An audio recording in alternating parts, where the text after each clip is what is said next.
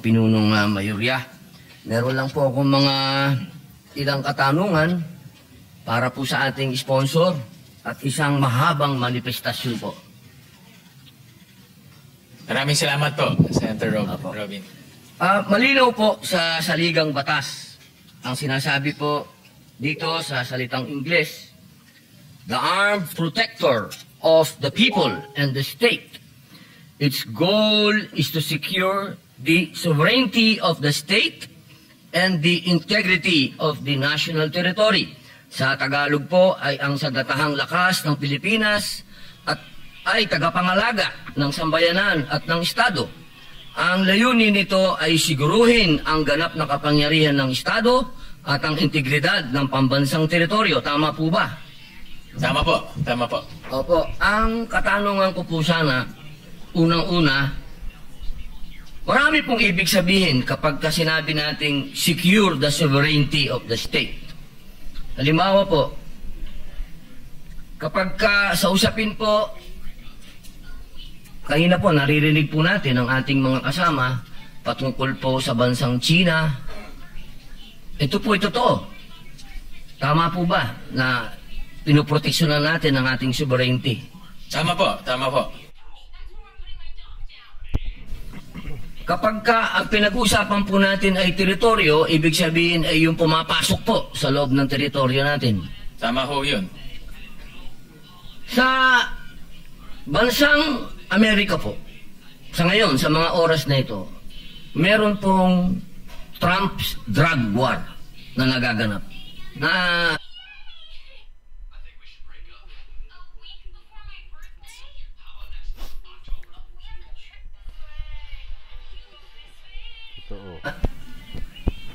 balitaan nyo na po ba yan? Grabe. Ko, mga illegal aliens po yung kanyang...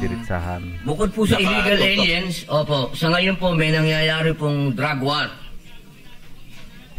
Ito po yung diniklara ng US President dahil sa pagpasok po ng mga droga galing ng Venezuela. Sa maraming lugar po. Galing opo. South America. Tama rin ho. Tama po. At ginamit po ng Presidente ng Amerika ang armed forces.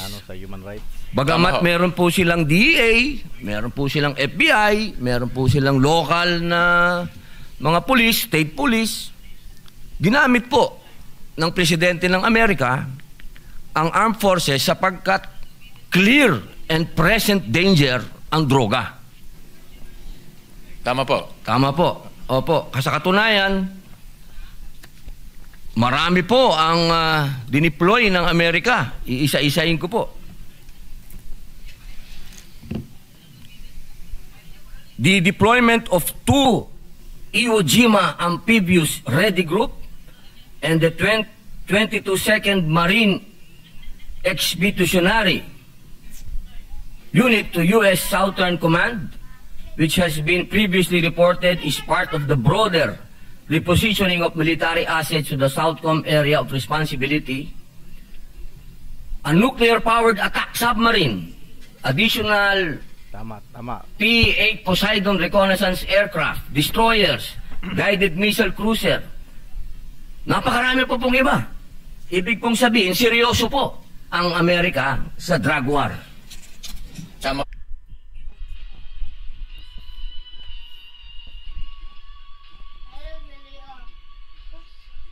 Opo yun. Opo.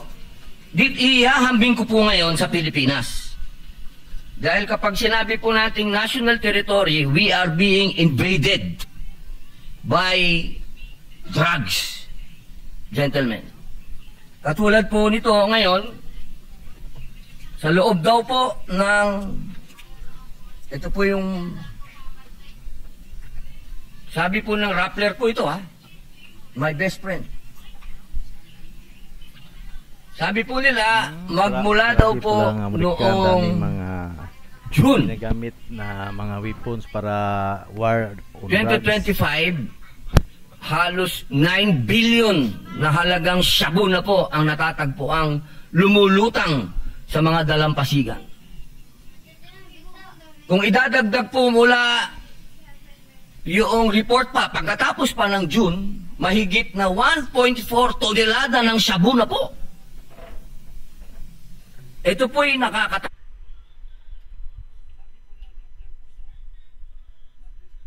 sapagkat ito po'y lumulutang-lutang sa mga lugar na hindi po natin nakalain, katulad po nito. Lumutang po ito sa Masinloc, Zambales. 1.5 billion. Doon po sa barangay Buboy, Agno, Pangasinan. Sa Bani, Pangasinan, 170 million. Sa malapit po sa Bolinao, 884 million. Dito po sa Santa Cruz, Ilocos Sur, 81.6 million. Shabu Sa Ilocos Sur din, 149 million. Dito po sa Ilocos Norte, 6.8 million. Curimao, Ilocos Norte, 6.8 million. Alapas, Ilocos Norte, 6.8 million. Cagayan, 5.1 million. Marami po ito hanggang Calaveria, Cagayan, 312 million. Nakakatakot po ito. Hindi po ito clear and present danger po sa atin? Para po sa atin? Tama po. In fact, tinulungan po ng Philippine Navy ang Drug Enforcement Agency so natin para makahuli at mag-intercept ng almost 1.5 tons of meth or shabu sa Zambales po. So nagtutulungan po yung ating sandatahang lakas kasama po yung mga drug enforcement agencies dahil sila po yung may mga assets, may mga barko sila, may helicopter.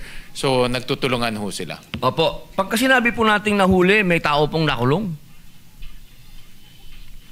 Ito po ay nakulimbat ho nila. So, ito yung mga nakikita natin sa lumulutang or ano.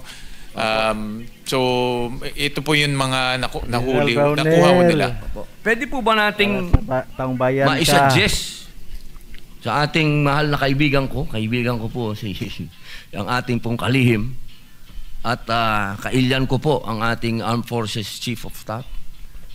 Alam niyo po, baka po pwedeng dumating ang panahon, makarinig din po tayo ng mga balita na katulad po nito.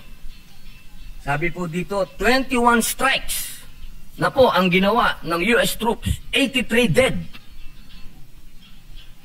Sana po dumating po ang panahon na talagang maubos po natin itong mga nagpapasok na mga droga na ito dahil para po sa akin, ito pong mga dayuhan na ito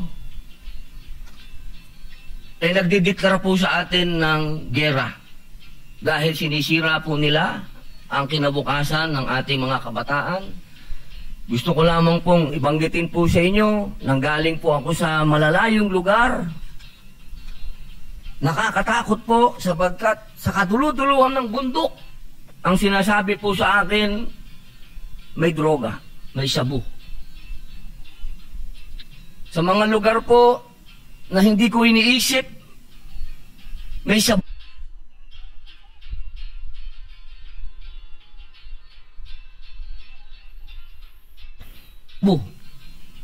Talaga pong na-invade na po tayo. Ito pong shabu talaga, ito po yung pinakamasamang klase ng droga na talaga pong sumisira sa ating kabataan. Alam niyo po, meron lang po akong babasahin sa inyo na sana isang araw ay madeklara din natin itong mga terorista. Sa Amerika po ang tawag nila, narco-terrorist. Yan po ang tawag nila. Sapagkat once upon a time, nagkaroon po tayo ng problema sa Abu Sayyaf. Salamak na talaga yung droga ngayon.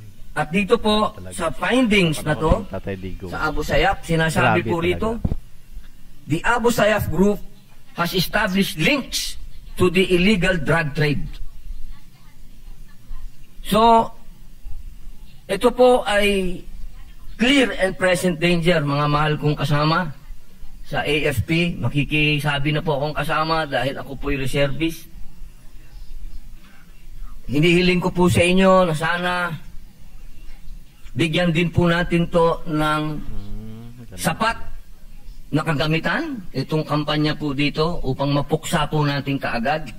Sapagkat naniniwala po ako, ito po ang ginagamit ngayon kung sino man po yung mga bansa na gustong umakapa sa atin, ginawa na po nila ito sa Vietnam, ginawa na po nila ito sa mga ibang bansa, na inumpisahan po nilang sirain yung mga kabataan para hindi na lumaban. Maging anga-anga na lang, maging anga na lang. Kaya sana po, ang tawag po natin dito, psychological warfare, baka po yung atin pong mga kabataan mawalan na ng ganang lumaban. Sapagkat hanggang sa ngayon po, hindi pa rin po namin napapasa yung mandatory ROTC dito. Gigil na po ako doon, hindi pa rin po napapasa hanggang ngayon. Kaya sana po sa akin pong pakiusap, sa akin pong manifestasyon, at batid ko po na ito po talaga national threat talaga ito. Sana po bigyan natin po ng atensyon. Total tayo po ay big brother natin yung Amerika. Sana ay gayahin din po natin kung ano yung kanilang pakikipagdigmaan sa droga. Yun lamang po, maraming salamat po sa inyo. Maraming salamat, Senator Robin. At kami po, ako mismo ay sumasang-ayon sa inyo na itong droga po ay walang kabutihan ho yan sa ating lipunan. At sisirain lang po talaga ang ating ang kinabukasan po ng ating kabataan. At talaga ho dapat labanan. At nagpapasalamat ho tayo sa ating armed forces dahil po sila ay aktibo na nakikipag-partner sa mga drug enforcement agencies ho natin para mapigilan po yung pagpasok po ng illegal na droga ho dito. At meron rin ho silang mga intelligence activities, so alam rin ho nila